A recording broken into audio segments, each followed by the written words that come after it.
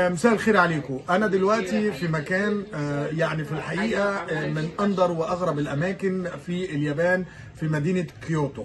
أنا مع الأستاذ كاي، ده راجل مصور عنده 76 سنة، من سن 11 سنة وهو بيصور.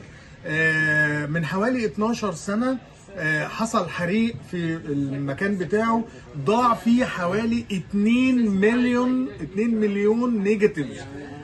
حياته كلها كانت في 2 مليون نيجاتيفز دي، وهو بيقول ان كان عدد النيجاتيفز اللي عنده 4 مليون، يعني نص شغله كله راح في الحريقه.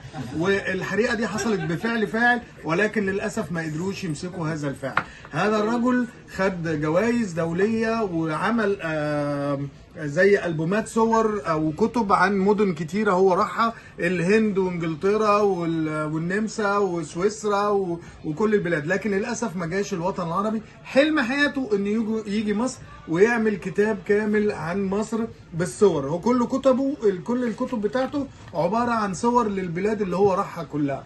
اسمه مستر كاي، 76 سنة، وأنا سعيد جدا إن أنا جيت وقابلت هذا الرجل العظيم. وفي ناس برضو من إنجلترا جم يزوروه، وفي أجانب من كتير بيزوروه، وهو بيقول إن الصينيين أكتر ناس دلوقتي بيجيله، وهو مشهور جدا مع الصينيين.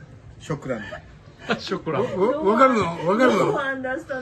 ではね、もうちょいだけで200万、100万、500万個ぐらい取ってるから、まあ残ってるもん少しあるけどね。ちょっと待って、500万11歳から取ってます。 10歳から11歳。 11歳から11歳の時カメラちゃんと買っていました。買ってないもらった。もらった。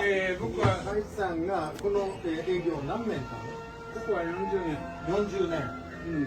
もう一軒同時にやったらね、はい。そこは向いてなければ、はいまず53年。じゃあ写真集って何冊ぐらい出版しました？ 55冊。